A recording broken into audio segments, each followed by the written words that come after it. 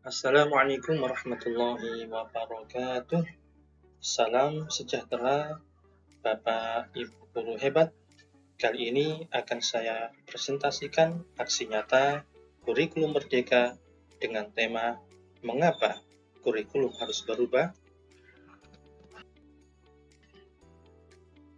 Sebelum kita membahas tentang jawaban atau argumen dari mengapa kurikulum harus berubah, terlebih dahulu kita lihat pengertian dari kurikulum. Kurikulum adalah seperangkat rencana dan pengaturan mengenai tujuan, isi, dan bahan pelajaran, serta cara yang digunakan sebagai pedoman penyelenggaraan kegiatan pembelajaran untuk mencapai tujuan pendidikan tertentu. Inilah pengertian kurikulum menurut Undang-Undang RI Nomor 20 Tahun 2003 tentang Sisdiknas. Selanjutnya, bagaimana keterkaitan kurikulum dan pembelajaran itu? Sebenarnya kurikulum berfungsi sebagai acuan pembelajaran, sehingga arah dan tujuan pendidikan itu diatur di dalam kurikulum. Dan guru mengacu pada kurikulum yang digunakan di satuan pendidikannya untuk merancang, melaksanakan, dan mengevaluasi pembelajaran. Maka dari itu, pembelajaran erat kaitannya dengan kurikulum. Mengapa kurikulum harus berubah? Di sini ada 3 argumen. Yang pertama adalah agar relevan atau sesuai dengan perkembangan zaman. Sayyidina Ali radhiyallahu an 1400 tahun yang lalu pernah berkata, ajarilah anakmu sesuai dengan zamannya. Menurut Sayyidina Ali, cara mendidik anak hari ini mungkin dengan hari besok atau bulan besok atau tahun depan itu sangat berbeda.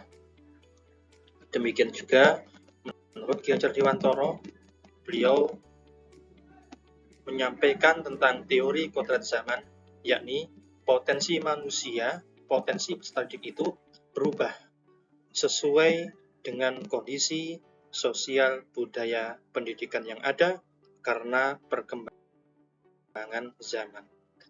Singkat dapat kita pahami, potensi berubah sesuai perkembangan zaman. Bapak Ibu guru yang hebat, zaman ini kita dilibatkan dengan teknologi yang berkembang, sehingga gadget, internet menjadi alat dan sumber belajar. Dalam pembelajaran sering kita menggunakan basis IT. Demikian juga ketika kita memberikan assessment, melaksanakan assessment atau penilaian kepada peserta didik, kita gunakan internet, kita gunakan aplikasi, kita gunakan e-learning, yang mana semuanya itu adalah dari tantangan zaman. Demikian pula apabila peserta didik itu ingin mempelajari tugas-tugas yang ada, salah satu alternatif selain bahan ajar yang ada di e-learning atau yang memang sudah offline, bisa mencari di Google Internet. Selanjutnya,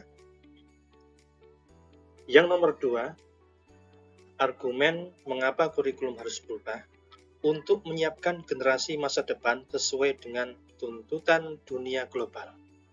Mengapa demikian? Karena dilatar belakangi oleh semua satuan pendidikan yang harus mengejar target pembelajaran yang ditentukan oleh pemerintah pusat. Ada kalanya susah untuk tercapai, guru pun juga ngos-ngosan kesulitan. Mengapa demikian? karena pendidik harus bekerja keras mencapai target di satuan pendidikan masing-masing dengan SDM peserta didik yang berbeda-beda. SDM peserta didik yang berbeda-beda, namun target yang ditentukan harus sama. Inilah mengapa kurikulum harus berubah, maka dari itu kurikulum harus berubah. Yang ketiga, mengapa kurikulum harus berubah? Yaitu untuk memenuhi kebutuhan peserta didik. Pemerintah hanya memberikan CP, capaian pembelajaran, namun Bapak, Ibu, guru sebagai pendidik mengembangkan capaian pembelajaran itu menjadi tujuan pembelajaran, kemudian dikembangkan lagi menjadi alur tujuan pembelajaran atau ATP, yaitu langkah-langkah untuk menuju tujuan pembelajaran yang mana disesuaikan dengan kondisi siswa atau peserta didik dan juga kondisi satuan pendidikan, bahkan ada kalanya disesuaikan juga dengan kebudayaan atau kearifan lokal. Jika sudah selesai tersusun TP, tersusun ATP, maka dibuatlah MA, yakni modul ajar, yang merupakan susunan langkah-langkah pembelajaran, mulai langkah-langkah pendahuluan sampai asesmen, dan ini bisa dijadikan acuan untuk pembelajaran. Sehingga diharapkan dalam pembelajaran yang dibekali dengan modul ajar, peserta didik berkembang dengan kompetensinya. Inilah Bapak Ibu guru yang hebat, 3 argumen mengapa kurikulum harus berubah. Guru hebat akan melahirkan anak bangsa yang kuat dalam wawasan pengetahuan, keterampilan, dan bermartabat dalam nilai-nilai moral dan akhlakul karimah sehingga dihormati oleh bangsa-bangsa yang lain. Salam guru hebat, terima kasih. Wallahul muwaffiq ila aqwamit thoriq. Assalamualaikum warahmatullahi wabarakatuh.